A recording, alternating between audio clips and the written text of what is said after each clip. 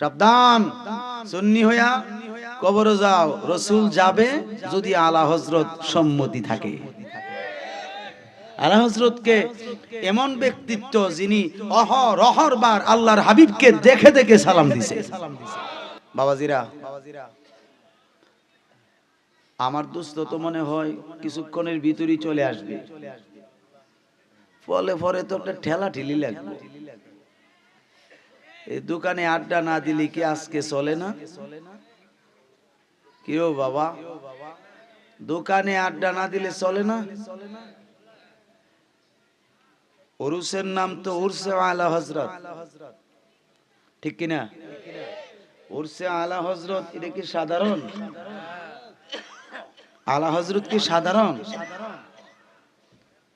আলা হযরত চিনলেই আপনি সুন্নি। আপনি কি? আপনি যদি মনে করেন যে বলে আলা হযরত নাথিং, আপনার সুন্নিগিরি নাই। হাত তুলে বলেন না।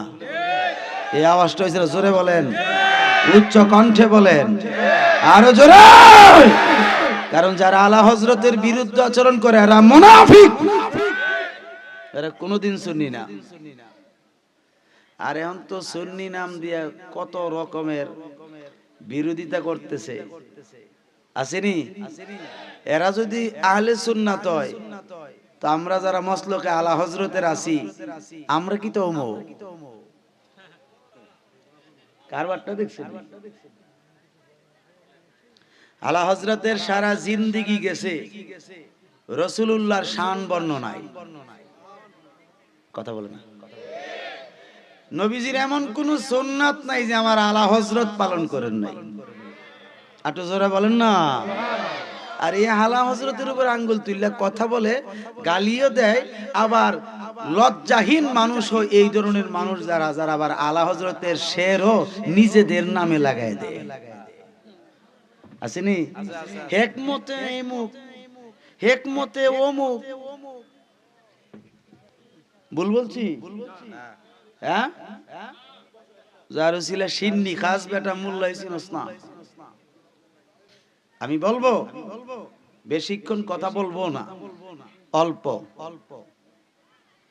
অল্প কথাই অনেক অর্থ পাবেন আপনারা যদি একটু ধৈর্যের সাথে বসেন। আমার সাথে কি একটু জিকির করা যাবে?